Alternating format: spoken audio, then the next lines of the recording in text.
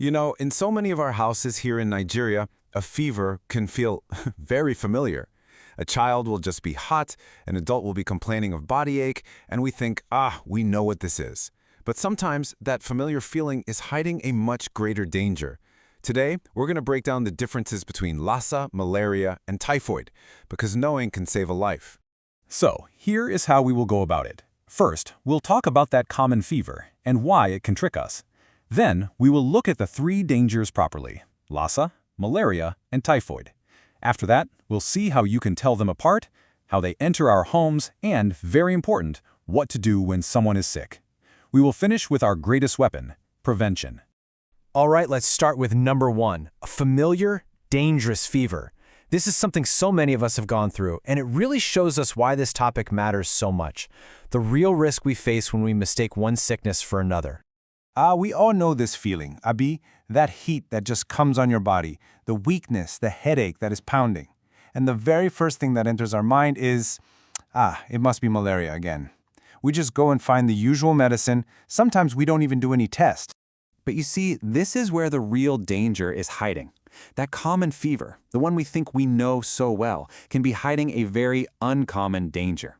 And when we make that mistake, we just assume it's malaria again when it's something else. We can delay getting the right treatment. And that delay, it can increase the risk of serious problems. So, to avoid that kind of dangerous mistake, we need to really understand what we are dealing with. In this next part, we're going to define these three fevers clearly and talk about the specific danger each one carries. First, let's talk about Lassa fever. This one is a viral illness, and it's common here in Nigeria, especially when the dry season comes. The main thing to remember about Lassa is that it comes from rats, and it can move from just feeling a little sick to a life and death matter very fast.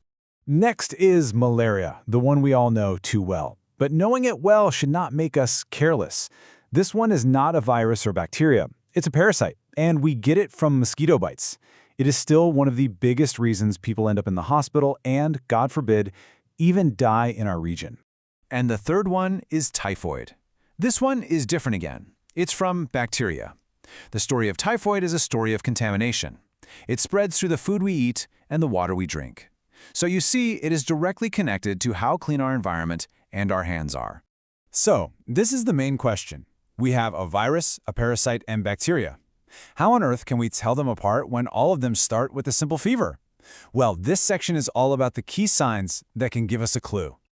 Now, this is exactly why it is so easy to be confused in the beginning. All three of these sicknesses can start the exact same way, with fever, weakness, and headache. This shared starting point is why Lassa can easily be mistaken for just malaria. At that early stage, it is almost impossible to know which enemy you are fighting. But as the sickness continues, you start to see differences. For Lassa fever, please be on high alert for any kind of bleeding, from the gums, from the nose, and any swelling on the face. For malaria, we know those signs now, that intense, high fever with shaking and chills, and then after, you sweat seriously. And for typhoid, the fever often starts small, and then it climbs higher day by day. You might also see some faint, rose-colored spots on the body or feel pain in the stomach area. This is why paying attention can be a matter of life and death. Just listen to this warning from Professor Chikwe Ihakwazu of the NCDC. He said, "Patients often overlook early Lassa fever symptoms. Early diagnosis is crucial." He is telling us that because the sickness can move so fast to internal bleeding and organ damage, spotting it early is everything. It is the most important thing. Okay, knowing the signs is good for reacting, but understanding how these sicknesses travel, how they are transmitted, that is the key to prevention. We have to know our enemy's path. For Lassa fever, the path starts with the mastomys rat. When we touch their urine or droppings, especially if it gets into our food, that is the main risk. This is why how we store our gari, our rice, our beans is so important. For malaria, the path is through the air, carried by a mosquito. But the journey really begins in our own compound. That small puddle of water by the house, that bucket we left uncovered, that is where they lay their eggs. This is why mosquito nets and repellents are like our shield. And for typhoid, the enemy's path is through our mouth. It's all about what we eat and drink.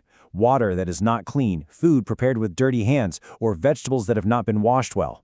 The path is created by poor sanitation and hygiene. So, we know the sicknesses, we know the signs, and we know how they travel. But what do we do when sickness actually knocks on our door? This section is our practical action plan.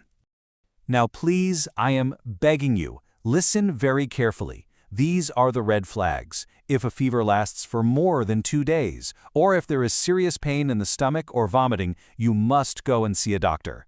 And please, any sign of bleeding, any sign of confusion, or if the person is just extremely weak, that means you need medical help immediately. Don't wait, don't guess, just go. Now, while the doctors are giving the medicine, there is so much we can do at home to help our bodies heal. Eating the right food is not the cure, okay? But it is a very important part of helping our immune system and getting our strength back.